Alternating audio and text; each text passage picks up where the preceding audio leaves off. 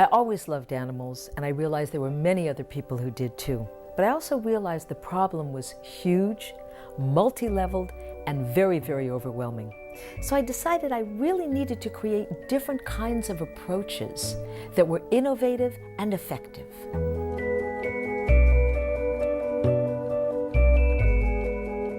One thing in this country that's experiencing the opposite of inflation, home prices, which have of course led to a record number of foreclosures. And the people who are losing their homes in this country aren't the only ones suffering or losing out in this crisis. That report from NBC's Chris Jansing. It is a national tragedy. Come on, Tek. Come on. Melia Kaplan has been rescuing animals for 15 years in California. Now she's opened a hotline for homeowners facing foreclosure. We got a call from a man who was crying on the phone. He said, my dog is so good, and he knows how to sit, and he knows how to give you his paw. Please don't make me take him to the shelter. The first thing was to establish an animal emergency hotline that anybody could call from anywhere about any animal they were concerned about, and they would get help.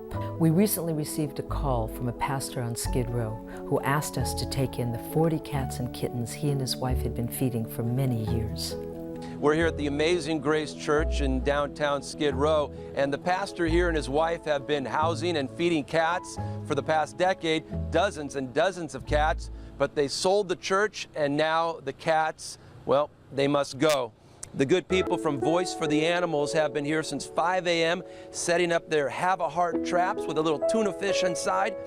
They estimate about 50 felines are on the ground, and they aim to capture all these little guys before the day is done, then take the cats and the kittens to their LA facility and hopefully find them loving homes.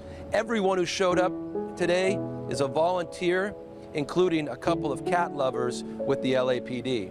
You know what, I started working with Voice for the Animals about 15 years ago when I was a sergeant out in Venice Beach, and have been working with them for years on a bunch of different projects. They do so much good all over the city, rescuing animals, helping to work with the city to change some laws so it makes it illegal to sell animals on the streets.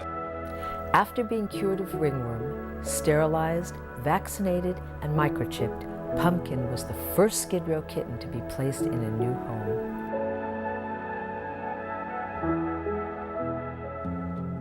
Most of the animals that we take in are like Kitty Cat, whose family abandoned him after 11 years. These are animals who had homes, whose owners either died or simply abandoned them, but we never give up on them.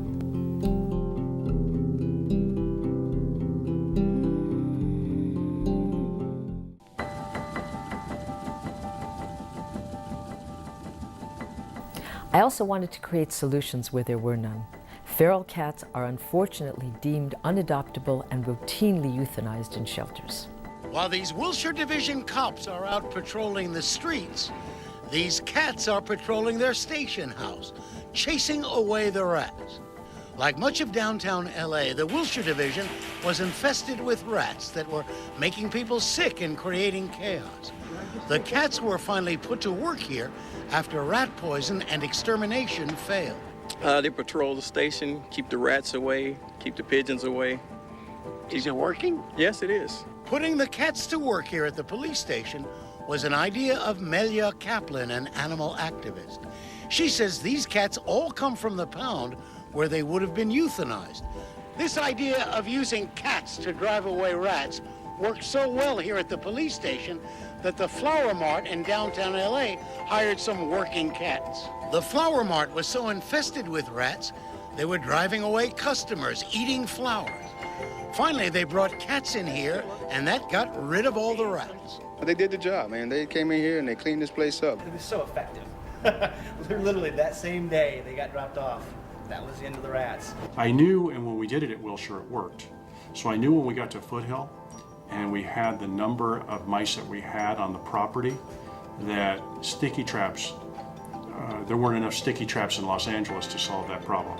So we needed a more viable alternative, one that was going to work, and the cats provided the solution for us. Really, this was such a positive force. It made it easy for me to get in the neighborhood and make connections with people. And not only did the rats go away, but the cats brought the whole community together. There's a common bond between all the different people on this block. People from all over the world that don't speak the same languages, very different cultures, And because we're all out there enjoying and observing the cats, we have more of a common bond and more of a sense of community that they've built, and that's all because of the cats. This year, Voice for the Animals produced a calendar called Rescued by the LAPD to show how much our police officers care about animals.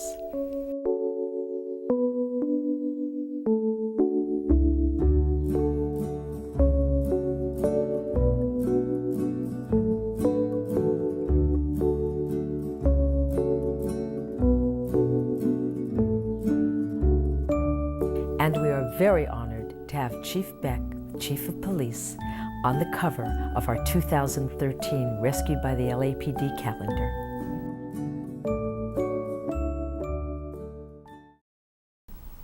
We believe that education is the major factor in changing hearts and minds, and we educate in a number of ways.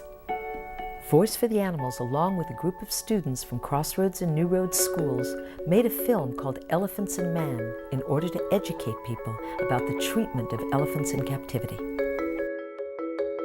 If you want to really do something for the elephants, put them in a beautiful preserve where they can have a life, where they can get back together. Voice for the Animals established a humane education program where Robert Ferber, LA City attorney who prosecutes animal abuse, goes into schools across the city and teaches students about compassion and reverence for all life. Little Bear is something that's obviously different from most dogs. When he came in with the dog, and I felt really empowered because I see so many animals every day. I'm like, oh, you know, it's just a dog. What is he gonna say? I've heard this many times about animals being hurt, animal testing. And when he really started telling us stories, I really understood more. A Little Bear was born without a leg. If you look carefully, you could actually see that there's like almost the beginnings of a leg. If you have a difference, that is even more reason to be alive, because that means you've overcome it. Everything Voice for the Animals does every day of the year could not have been done without your help. On behalf of all the animals whose lives have been saved, we thank you.